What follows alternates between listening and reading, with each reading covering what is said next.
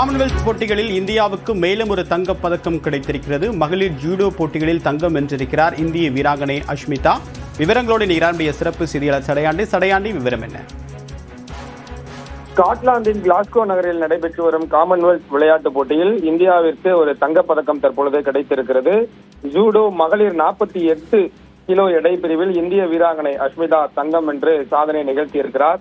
இறுதிப் போட்டியில் கனடா வீராங்கனைக்கு எதிராக விளையாடியதில் மொத்தம் 3 நிமிடங்கள் கொடுக்கப்பட்டன. அதில் கடைசி வினாடியில் அந்த வெற்றி புள்ளியை கைப்பற்றி இந்திய வீராங்கனை அஷ்மிதா ஒரு த்ரில் வெற்றியை வசப்படுத்தி இருக்கிறார் என்றுதான் சொல்ல வேண்டும். 2-1 என்ற புள்ளிகள் கணக்கில் கடைசி வினாடியில் ஒரு புள்ளியை கைப்பற்றி சாம்பியன் பட்டம் வென்று தங்கப் பதக்கத்தை தனதாக்கி இருக்கிறார்.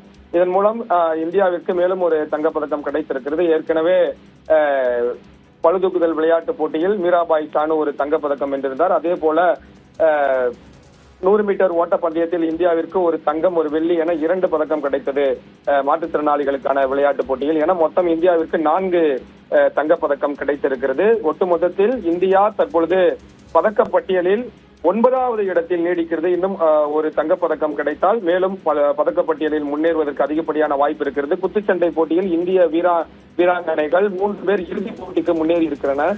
எனவே இனி வரக்கூடிய அடுத்தடுத்த நாட்களில் குத்துச்சண்டை மற்றும் தடகளத்தில் இந்தியா தடம் பதிக்கும் என எதிர்பார்க்கலாம்.